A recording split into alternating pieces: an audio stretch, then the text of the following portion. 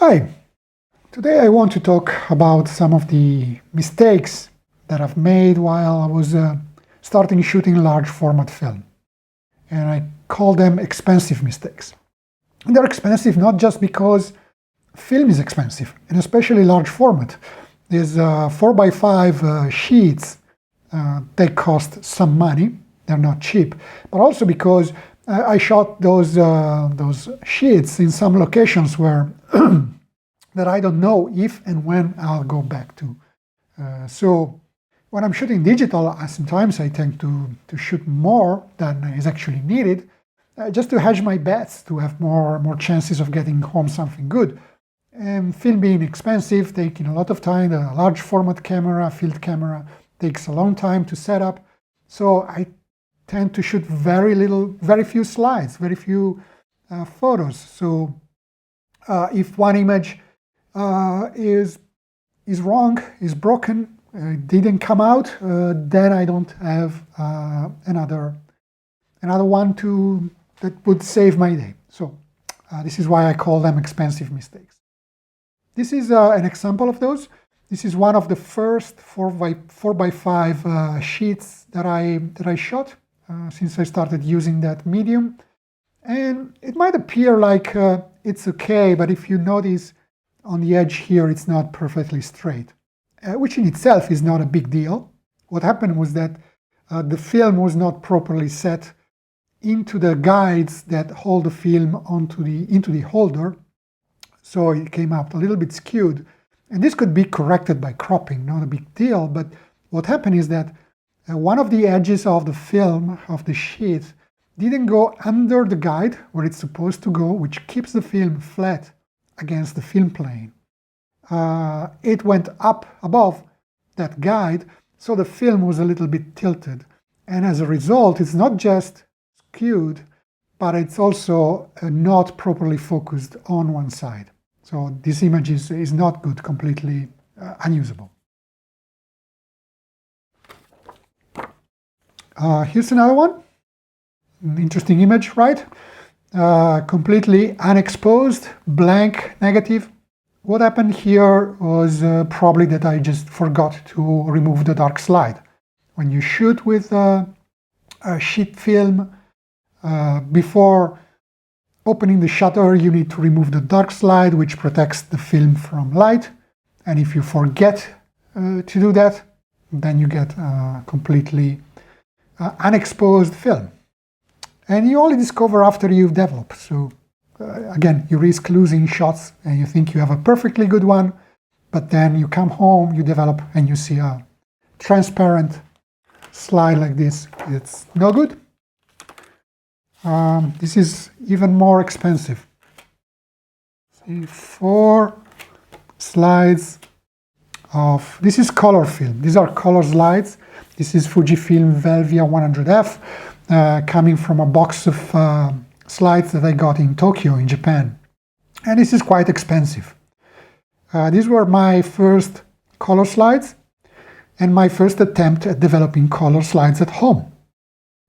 And the process that you use to develop color slides at home is not complicated. It's basically essentially based on using 4 different solutions. You have the first developer, color developer, stop and bleach fix.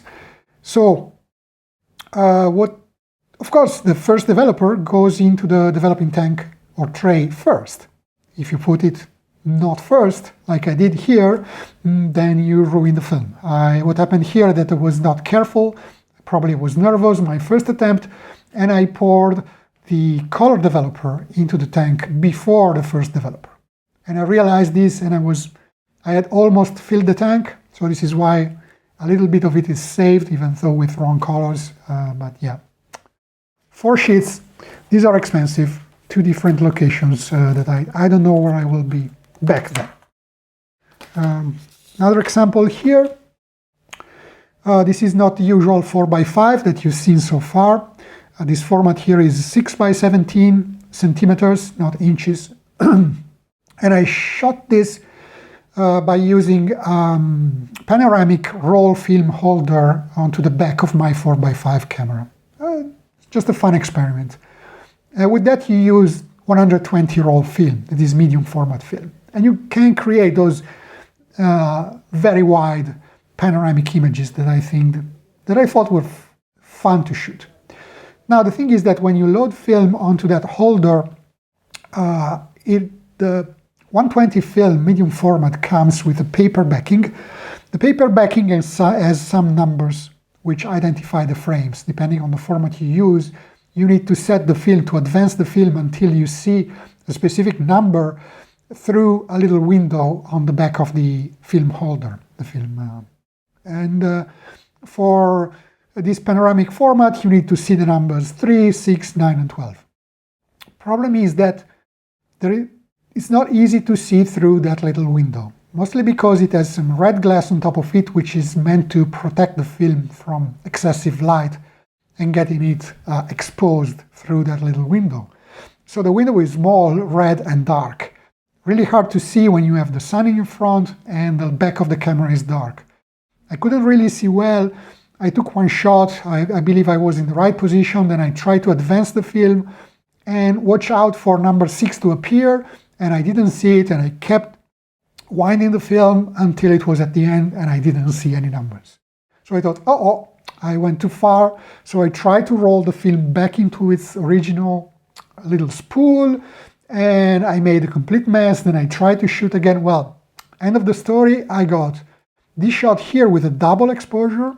You can see this was perfectly, exposure was good, focus was good, composition was good, but I got 2 exposures, with a little shift between those 2. You can see that very well in those trees, onto the same frame. And what about, I can shoot 4 panoramic images on a roll of film, and the other 3, they were completely blank. I don't know, because advancing the film again, I made a mistake again, or I forgot. At the point I was very nervous, I forgot to remove the dark slide. End of the story, no other images, 1 complete roll of film, not very expensive, but I traveled to that spot. That's just the fuel was much of the expense getting there, and none of them came through. Of course, if I had shot everything in digital, I could have checked the back of the camera, the LCD, checking that I got good images. So 1 trip, 1 roll of film, 0 images. That's why it's another expensive mistakes. And again, with film, you only know you made a mistake when you're back home, you've developed your film, or you sent it to a lab. You even pay the lab to develop your film, and it comes back, and it's not good. But that's just the way we roll with film, excuse the pun. I just hope that this video was useful for you. Maybe you will pay more attention than I did, and you will avoid making those expensive mistakes. Thanks for watching.